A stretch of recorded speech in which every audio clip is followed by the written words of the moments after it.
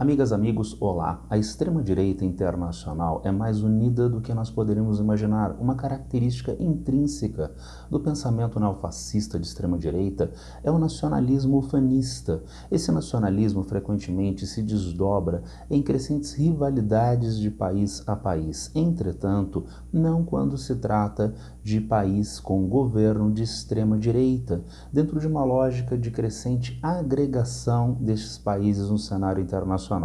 Ao mesmo tempo, nós encontramos tradicionalmente, nos últimos anos, a extrema-direita fazendo a sua crítica ao globalismo. Instituições como a Organização Mundial da Saúde, como a Organização Mundial do Comércio, como a Organização das Nações Unidas, são objeto de fortes críticas por parte da extrema-direita e dos seus governantes em diferentes países do mundo. Mas parece que, em alguns aspectos, esse processo de crítica às instituições internacionais está sendo alterado.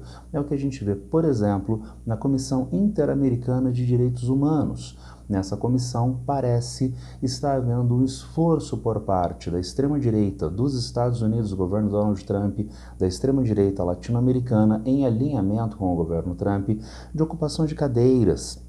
E isso é um processo bastante perigoso. É um processo perigoso em escala mundial, se isso ganhar força em escala mundial, mas é perigoso especificamente na própria Comissão Interamericana de Direitos Humanos. No começo desta semana, no começo da semana passada, na verdade, nós temos uma primeira anunciação disso na reportagem de Jamil Chad. Jamil Chad nos trouxe no dia 17. Ultradireita avança por controle de órgãos de direitos humanos das Américas. E vejam que é mais uma camada de contradições.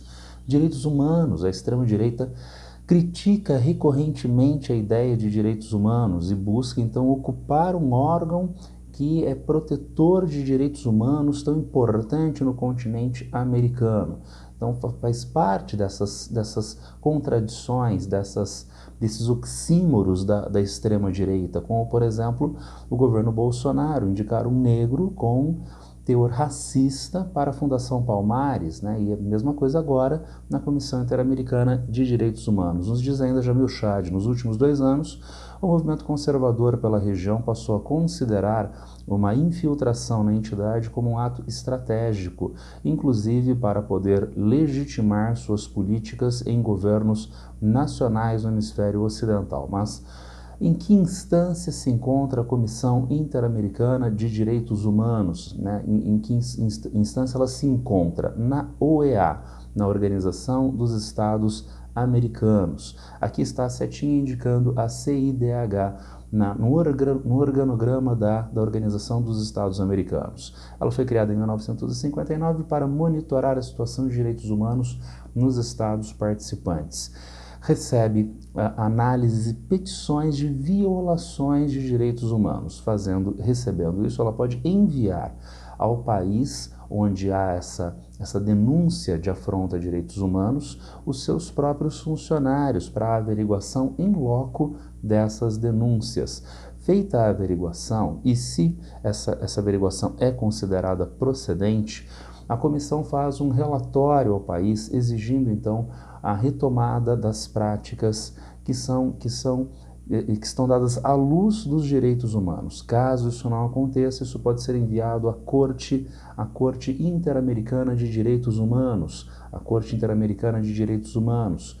Vejam, a CIDH, a comissão, não é um órgão judicial, mas é um órgão muito importante, porque tem um caráter político, e a partir desse órgão é possível o envio das denúncias para a Corte. E esta Corte, que também faz parte da Organização dos Estados Americanos, ela tem nos Estados parte e no Brasil também caráter vinculante, isto é, as decisões da Corte precisam ser cumpridas pelos países participantes. Aqui no Brasil nós já temos jurisprudência do Supremo Tribunal Federal, que aponta que as decisões da Corte não têm um caráter superior à Constituição no Brasil, que é interpretado em última instância pelo Supremo Tribunal Federal. Isto faz uma salvaguarda de soberania em última instância para o Brasil, mesmo diante da sua participação na Organização dos Estados Americanos, na Comissão e na Corte, consequentemente. Mas essa jurisprudência do STF diz que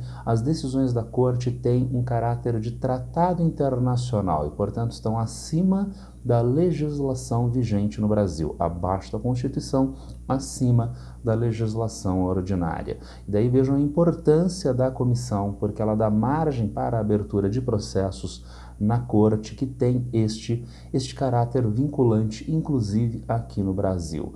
A comissão faz parte da OEA. A OEA, nós sabemos, foi criada durante o contexto de Guerra Fria, num esforço dos Estados Unidos de aumentar o seu controle sobre a América Latina em cenário de tensão com a União Soviética. Era uma espécie de volta à doutrina Monroe, com os Estados Unidos exercendo o seu tradicional controle autoritário sobre o continente americano. Agora, entretanto, em contexto de Guerra Fria, não através de intervenção militar direta, não através da conquista do Texas, mas através, por exemplo, de instrumentos internacionais como a OEA e, por extensão, a Comissão Interamericana de Direitos Humanos. Entretanto, se a comissão começou sob o manto deste controle dos Estados Unidos, muito rapidamente ela se descolou deste controle. A gente pode ver isso nessa sequência de eventos. Em 1965, a comissão denunciou as afrontas a direitos humanos na intervenção americana na República Dominicana. Não parou por aí. Nas décadas de 1970 a 1980, em plena Guerra Fria, nós temos a comissão denunciando afrontas aos direitos humanos em ditaduras aliadas dos Estados Unidos, no Brasil, no Chile, na Argentina, no Uruguai e no Paraguai. Passada a Guerra Fria, finalzinho e passada a Guerra Fria, 1985, 1990, nós continuamos com a carga da comissão no que diz respeito à preservação de direitos humanos na região. A comissão denunciou os esquadrões da morte na América Central, massacre de indígenas nessa mesma região, onde havia violações cometidas por grupos financiados pelos Estados Unidos. Então faz parte da OEA, que foi criada com vistas a um controle americano sobre o continente americano, sobre a América Latina, sim, mas ela passou a ter autonomia no seu funcionamento e consegue viabilizar razoavelmente bem a sua missão de verificação, de cumprimento do ideal de direitos humanos na região. Bom, como essa comissão é composta? Essa aqui é a sua ideia de composição: 7 comissários eleitos pela Assembleia Geral da Organização das Nações Unidas, mandatos individuais, não cumulativos, de 4 anos, com uma reeleição possível. Essas pessoas têm elevado reconhecimento em direitos humanos, atuando a título pessoal, não representam seus governos. Isso não é uma exceção da comissão. Muitas instâncias internacionais têm a mesma lógica. Por exemplo, o Fundo Monetário Internacional. Nós temos o diretor brasileiro no Fundo Monetário Internacional na atualidade, que é o André Roncalha. Se ele é diretor brasileiro, ele foi indicado pelo governo brasileiro, mas ele é um funcionário do Fundo Monetário Internacional. Ele não é um funcionário do governo brasileiro, não é um funcionário público. Ele não é um funcionário comissionado do governo brasileiro. Ele é um funcionário ligado ao Fundo Monetário Internacional. Então ele atua pessoalmente, segundo as necessidades do fundo, aqui na América Latina, aqui no Brasil. A mesma coisa em relação à comissão. Então nós temos os governos fazendo essa indicação, mas a pessoa atua autonomamente. E daí uma ideia que valida o sucesso da comissão nesses aspectos anteriores, nesse histórico anterior. Porque a pessoa tem um histórico de defesa de direitos humanos, ela vai jogar esse histórico no lixo, ela vai jogar suas relações pessoais institucionais no lixo em favor da defesa de um governo ditatorial que afronta direitos humanos? Então, mais dificilmente. Isso é um fator que garante, consequentemente, o melhor funcionamento da comissão, da liberdade para essas pessoas dentro da comissão. E ainda não há critério regional com reservas de cadeiras, mas se busca um equilíbrio. Por exemplo, no Conselho de Segurança das Nações Unidas há uma distribuição de cadeiras para Europa Oriental e Ásia, para a África e assim sucessivamente. Então há uma distribuição fixa de cadeiras no Conselho de Segurança das Nações Unidas. Aqui não. Mas é claro que há, dentro das indicações e votações, um esforço para representação regional, de modo que nenhuma das partes do continente americano fique sem representação. Bom, como está composta essa comissão na atualidade? Eu tirei do próprio site a composição atual, com o Shoa, com a Pochak, com o Orleana, com a Clark, o Pulido e a Diniz. E são só 6 participantes. Por que 6 participantes se nós temos 7 comissários?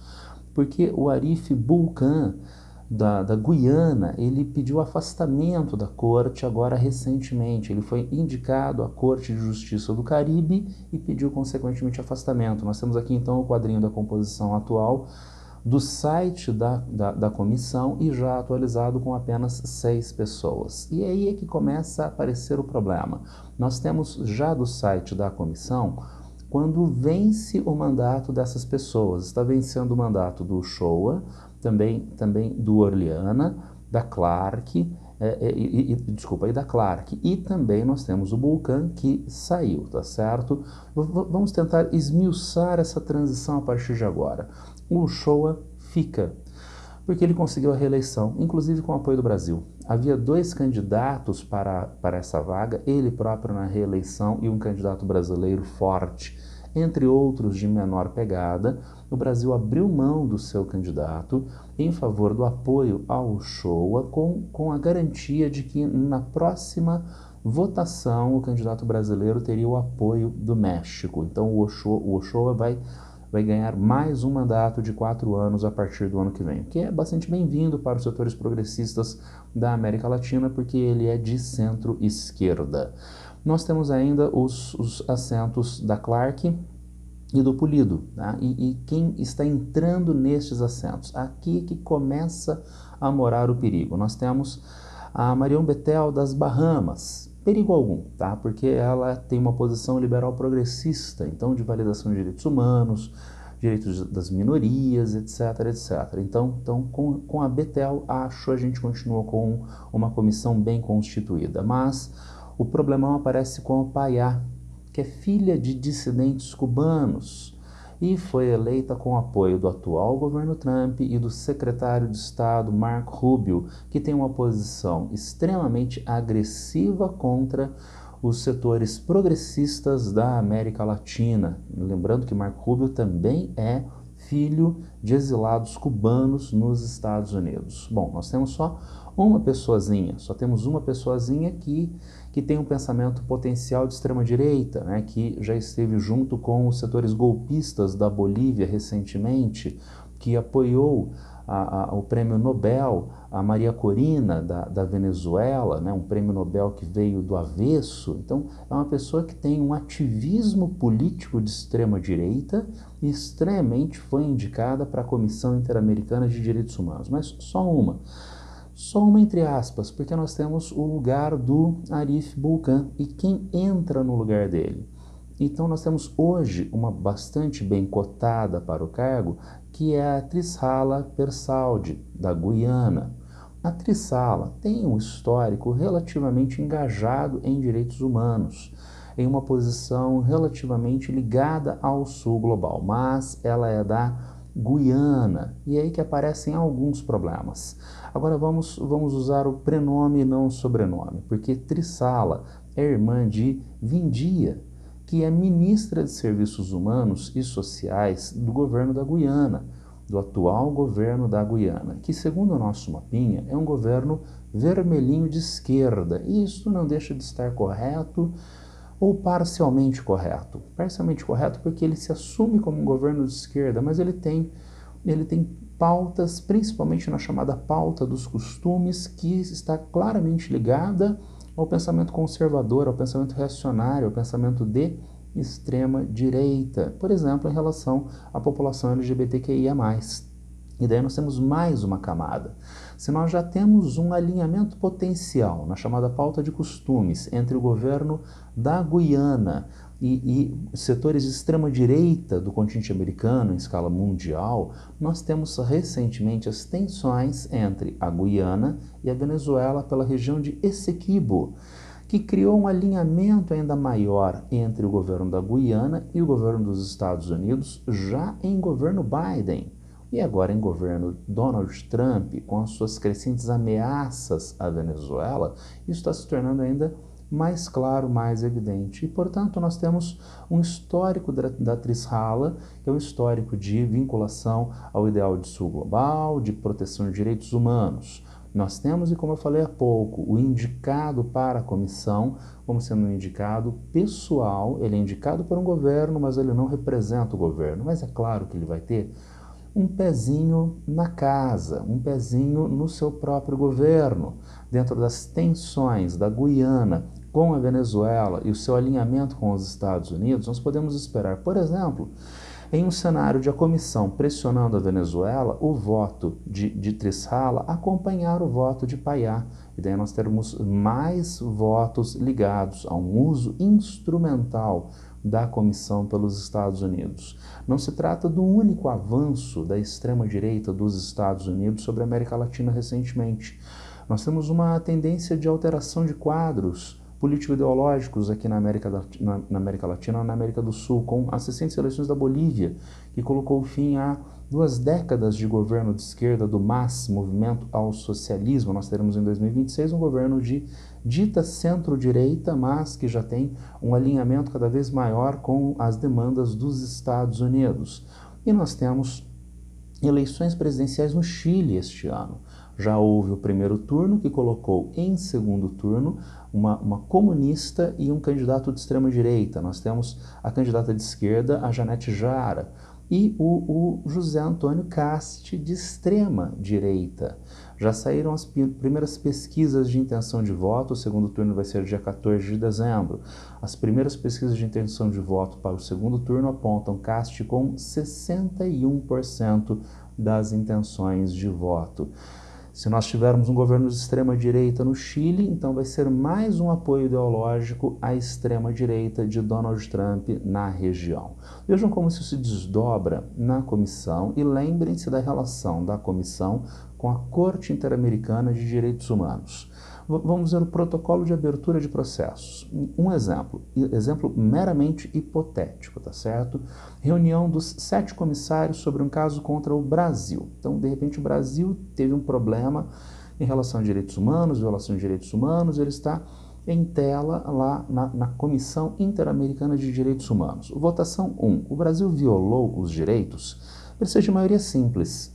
Não é maioria qualificada, não é decisão por consenso, precisa de maioria simples a partir de quórum mínimo dos participantes comissários. Vamos dizer que tenham todos os comissários participantes, tem 4 votos favoráveis. Então o Brasil violou direitos humanos. O que se faz então? Um relatório é aprovado e o Brasil tem um prazo de 3 meses para cumprir o relatório. O Brasil não cumpriu o relatório, daí a gente vai para a votação 2. Votação 2, que é o envio para a corte. Vamos segurar o caso aqui ou vamos enviar para a corte? A pergunta técnica é quem vota para não enviar. Isso é uma mudança importante, porque o país que é objeto do escrutínio da comissão precisa se esforçar em lobby para reunir 4 votos contrários, tá certo? Daí, se 3 votam contrariamente, 4 querem, então o caso sobe para a corte, que lembrem-se, tem capacidade vinculante, a decisão dela precisa ser cumprida no país. Bom, é meramente um caso hipotético, mas a gente tem vários casos concretos. Aqui da ONG Conectas, nós temos organizações alertam ONU e OEA para estratégia deliberada de confronto armado no Rio de Janeiro. O episódio de 121 mortos, 4 policiais e 117 pessoas que foram mortas lá na operação no Rio de Janeiro. Vamos imaginar uma comissão que seja mais fortemente povoada pela extrema-direita. Ela deixa de ser um recurso político de utilização de setores progressistas da América Latina contra arbítrios de governos fascistas. Mais ainda, ela é porta para acesso à Corte Interamericana de Direitos Humanos. Então essa porta estaria fechada para setores progressistas da sociedade. É um tema bastante importante. A penetração da extrema-direita fascista mundial em entidades importantes no cenário internacional mundial. Ao esforço, por exemplo, dos Estados Unidos de esvaziamento da OMS, da OMC, mas há agora também o esforço de ocupação de algumas dessas entidades, o que gera mais um sinal de alerta a partir, entre outros, da Comissão Interamericana de Direitos Humanos. Era isso para hoje, um videozinho rápido sobre essa potencial nova estratégia da extrema-direita. Quem tiver algum problema, alguma dúvida, já sabe, é só me encontrar a qualquer tempo nas redes sociais. Um abraço para todas e todos e boa sorte.